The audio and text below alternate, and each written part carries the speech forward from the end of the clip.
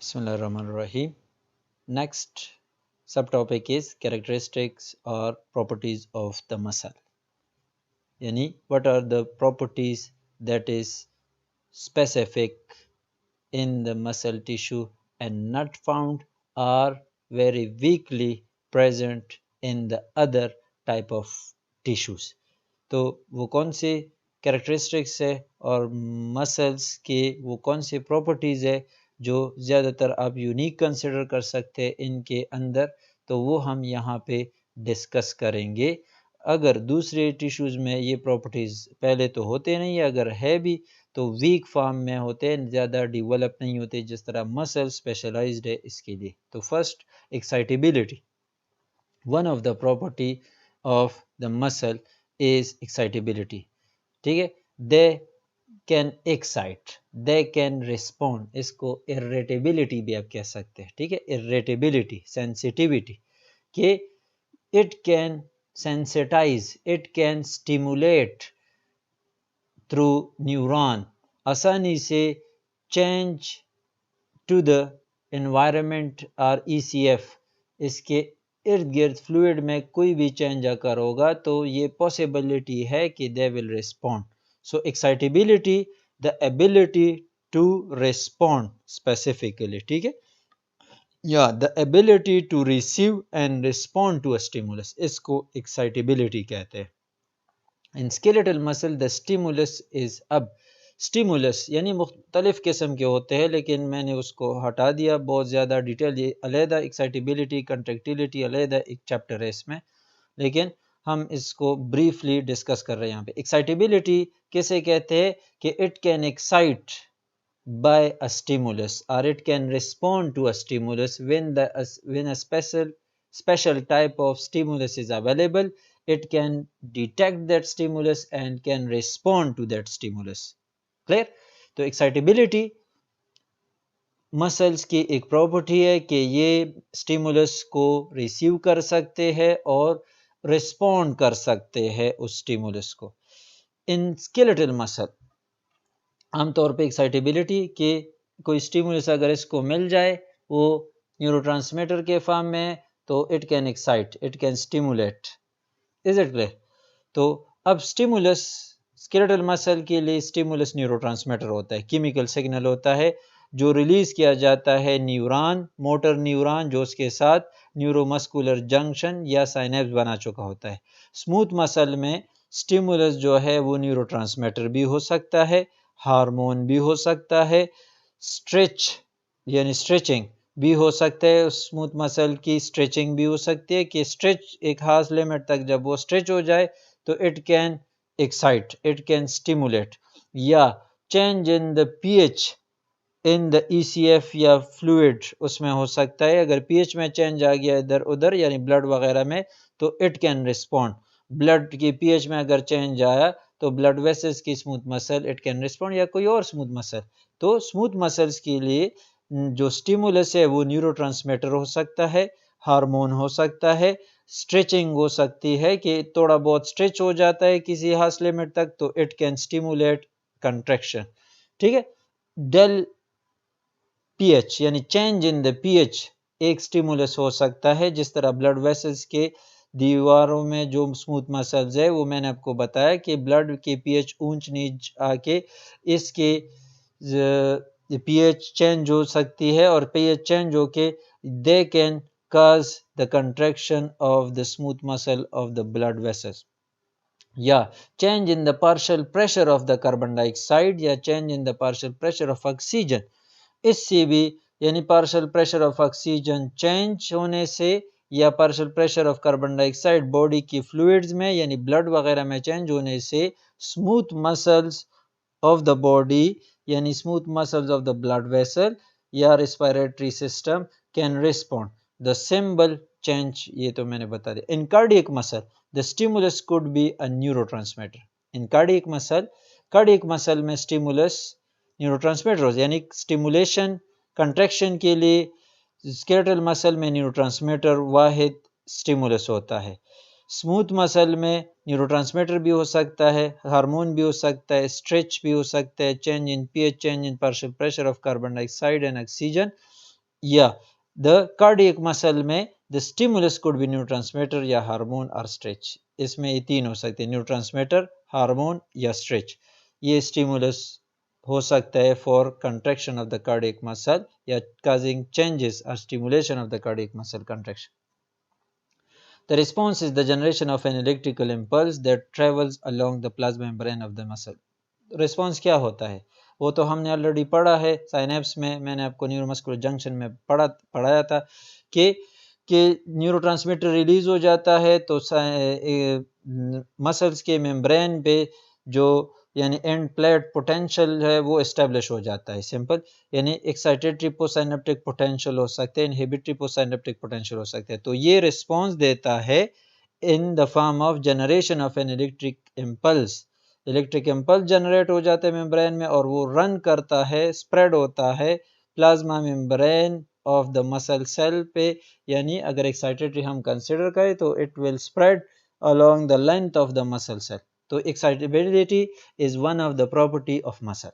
Contractility, the ability to shorten forcibly or contract when adequately stimulated.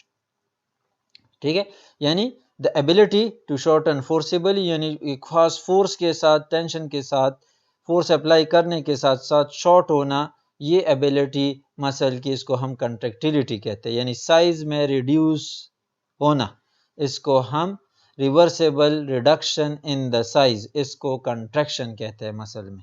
लेकिन हर type of muscle contraction reduction in size यानी isometric contraction होते हैं और एक आइसोटोनिक कंट्रैक्शन होते हैं। तो बाज मसल इसमें से आइसोमेट्रिक कंट्रैक्शन, आइसोटोनिक कंट्रैक्शन वो होते हैं जिनका जो टोन है मसल वो सेम रहता है, उसमें चेंज नहीं आता मसल टोन में। तो इसमें कंट्रैक्शन तो हो रही है लेकिन मसल के लेंथ में चेंज नहीं आ रहा, आइसोटोनिक कंट्रैक्शन। आइसोमेट्रिक दूसरी साइड पे चेंज मसल के साइज में आ रहा है, यानी रिडक्शन हो रही है। दोनों कंट्रैक्शन है लेकिन एक कंट्रैक्शन में मसल के साइज रिड्यूस हो रही है कंट्रैक्शन के साथ साथ, और दूसरे में कंट्रैक्शन के साथ साथ मसल रिड्यूस इन साइज नहीं हो रहा। अब कहेंगे कि किस तरह, यानी लेट से आप एक दीवार पे फोर्स अप्लाई कर रहे, हाथ के थ्रू आपने हाथ लगाया है और फोर्स अप्लाई कर रहे, या एक पानी से बड़ा बाल्टी आपने पकड़ा है और उसको आपने हैंगिंग कंडीशन में पकड़ा है। तो हैंगिंग कंडीशन में सिर्फ पकड़ा है तो इस दौरान आपके आर्म्स के मसल कंट्रैक्टेड है, ठीक है, लेकिन इस कंट्रैक्शन के दौरान हाथ के मसल्स में उसके शेप में कोई चेंज आ रहा है, नहीं आ रहा, ठीक है। दूसरे साइड पे आप हाथ में एक पत्थर रख के उठा रहे और फ्लेक्स कर रहे, बाइसेप में चेंज आ रहा है ना, यानी डम्बल वगैरह एक्सरसाइज में जिस तरह आप लगाते हैं बाइसेप्स मसल्स की एक्सरसाइज करते हैं, तो उस दौरान ये आइसोमेट्रिक कंट्रैक्शन, ठीक है। तो आइसोमेट्रिक और आइसोटोनिक कंट्रैक्शन ये आपको पता होना चाहिए कि कंट्रैक्टिलिटी में फिर ये एक कॉमन टाइप के कंट्रैक्शन होगी तो शॉर्टनिंग होगी मसल की, लेकिन एक टाइप कंट्रैक्शन ऐसी है कि उसमें कंट्रैक्शन होती है लेकिन साइज रिडक्शन नहीं होती, ठीक है। तो ये आपको पता होना चाहिए।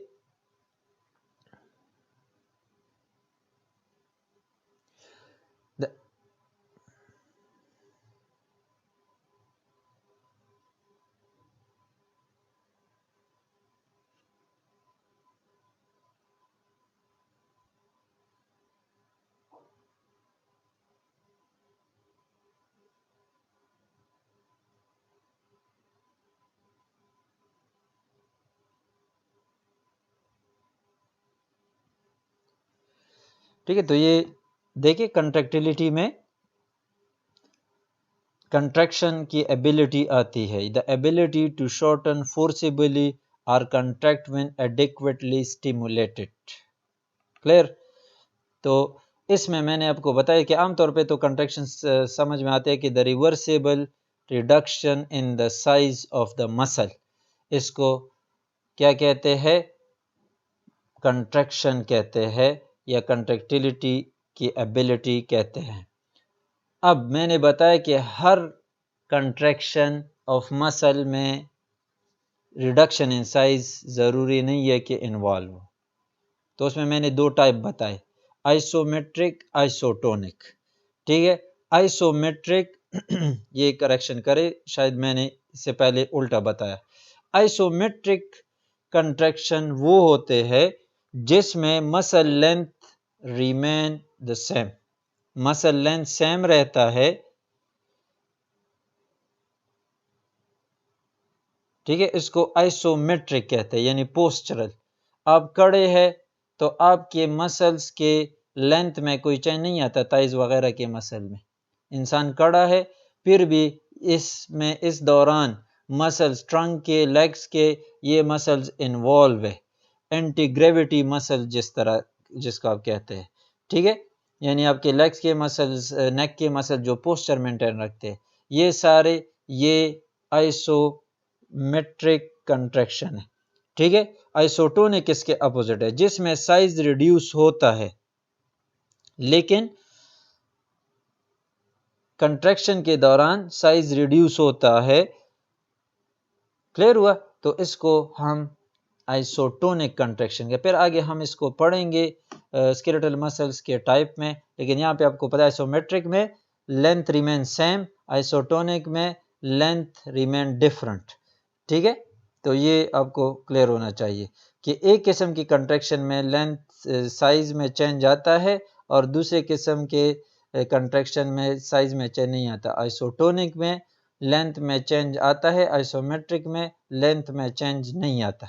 तो generally the ability to shorten forcibly और कंट्रैक्ट व्हेन एडिक्वेटली स्टिमुलेटेड, तो ये एबिलिटी आपको पता है कि मसल्स में होती है कि they can be able to contract, they can be able to contract when adequately, यानी एक adequate stimulus, above the threshold level stimulus, ये इसको स्टिमुलेट कर देते हैं तो they will contract. Muscle cells are unique in their ability to shorten substantially when stimulated, ये इनकी एक यूनिक एबिलिटी है कि ये शॉर्ट होते हैं जब स्टिमुलेट हो जाते हैं सब्सटेंशियली, बहुत काफ़ी हद तक, बहुत ज़्यादा अमाउंट तक ये कंट्रैक्ट हो सकते हैं, मतलब शॉर्ट हो सकते हैं लेंथ में। This enable them to pull on bone और अदर ऑर्गन, इसी वजह से ये बोन या किसी दूसरे ऑर्गन को पुल कर सकता है, खींच सकता है।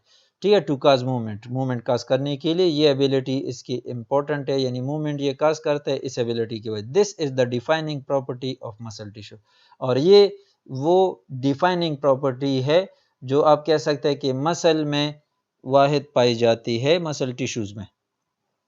Extensibility, the ability to be stretch with being damage, ये भी आसान है, स्ट्रेचिंग करना कि विदाउट बीइंग डैमेज। ठीक है, the ability to be stretch without, ये यहाँ पे विदाउट रह गया है, विदाउट बीइंग डैमेज, ये the extensibility, the ability to be stretch without being damage, यानी डैमेज, यानी होने डैमेज हुए बगैर स्ट्रेच होना, एक खास अपने नॉर्मल लेंथ से इंक्रीज होना, एक खास लिमिट तक स्ट्रेच होना।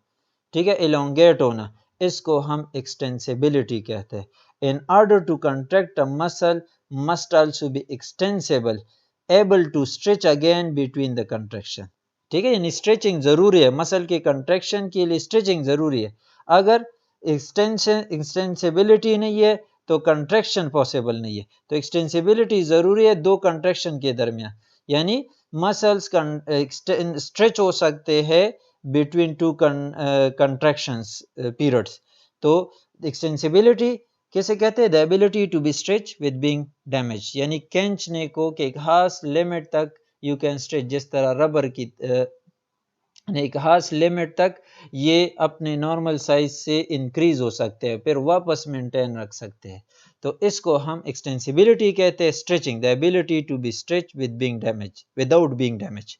इन order to contract a muscle, muscle को कंट्रैक्ट करने के लिए it must be extensible to stretch again between contraction. Most cell rupture when they are stretched a little, एक सेल, आम सेल को अगर आप उठाए और थोड़ा सा आप स्ट्रेच करें तो वो रप्चर हो जाता है, मेम्ब्रेन उसका ज़ाया हो जाता है, ख़त्म हो जाता है, डैमेज हो जाता है। लेकिन muscle cells can stretched to as much as 3 time to their contracted length. लेकिन मसल सेल तकरीबन अपने ओरिजिनल लेंथ के 3 गुना ये स्ट्रेच हो सकते हैं इजाफी। ठीक है, अगर 1 सेंटीमीटर है तो they can extend to 3 centimetre for example. तो ये इनकी एक एक्स्ट्राऑर्डिनरी एबिलिटी होती है कि ज़्यादातर सेल आम बॉडी सेल्स अगर आप थोड़ा सा भी उस पर फोर्स अप्लाई करो, स्ट्रेच करें, तो ये डैमेज हो जाते हैं। लेकिन muscle cell can not damage. अगर आप स्ट्रेच करें तो अपने ओरिजिनल लेंथ के तकरीबन 3 गुना या 3 गुना से भी ज़्यादा ये स्ट्रेच हो सकते हैं कंट्रैक्टेड लेंथ के। ठीक है, अपने कंट्रैक्टेड लेंथ के 3 गुना ये स्ट्रेच हो सकता है। फुली कंट्रैक्ट जितना होगा, अगर लेट से फुली कंट्रैक्टेड फॉर्म 1 सेंटीमीटर है तो ये फिर उसके बाद एक्सटेंड हो सकते हैं यानी 3 सेंटीमीटर तक। Is it clear? या 4 सेंटीमीटर तक। तो ये एक्सटेंसिबिलिटी है कि अगर मसल एक्सटेंड नहीं होता तो कंट्रैक्शन नहीं होगा। एक कंट्रैक्शन हो के फिर एक्सटेंशन हो के फिर कंट्रैक्शन, फिर एक्सटेंशन, फिर कंट्रैक्शन, फिर एक्सटेंशन, फिर contraction. Elasticity, the ability to recoil and resume to its original length after being stretched. Elasticity आसान है, the ability rubber like property कि the ability to recoil and resume its original length। Rubber को आप खींच लेते हैं फिर छोड़ लेते हैं, अपने ओरिजिनल लेंथ वापस गेन कर लेता है, तो इसको इलास्टिसिटी कहते हैं। तो ये भी मसल में होती है कि एक दफ़ा यानी स्ट्रेच की जाती है, अगर आप इसको स्ट्रेच करें रबर की तरह और फिर छोड़े तो ये वापस अपने ओरिजिनल साइज और लेंथ गेन करेगी। तो ये एबिलिटी भी मसल में होती है। Conductivity, stimulation of muscle cells produce more than a local effect. Conductivity ये तो आपको पता है कि स्टिमुलस ये रिसीव करेगा और उसको स्प्रेड करेगा पूरे मसल में, तो इसके लिए कंडक्टिविटी की ज़रूरत है। तो इसके मेम्ब्रेन में वो एक्शन पोटेंशियल जो सेट होता है वो स्प्रेड होता जाता है rest of the muscle cell या rest of the muscle fibres. ठीक है, तो वो स्प्रेड होता है। तो stimulation of muscle cell produce more than a local effect, यानी एक साइड पे एक मसल स्टिमुलेट किया एक एक्सान टर्मिनल ने, तो उस लोकल रीजन पे सिर्फ एक्साइटेशन नहीं होगी, कंट्रैक्शन नहीं स्टार्ट होगी, बल्कि वो एक्शन पोटेंशियल जो सेट होता है उस पॉइंट पे वो स्प्रेड होने लगता है पूरे सेल में। So local electrical excitation sets a wave of excitation that travel along the cell and initiate process leading to contraction. तो अगर कंडक्शन नहीं है तो मसल का थोड़ा पोर्शन कंट्रैक्ट होगा, बाकी पोर्शन इस तरह रेस्टिंग में पड़ा होगा। तो conductivity of spreading the signal to the rest of the portion of the body और मसल, ये भी एक प्रॉपर्टी है इनमें मसल्स में। नेक्स्ट है स्केलेटल मसल और ये हम नेक्स्ट लेक्चर में करेंगे।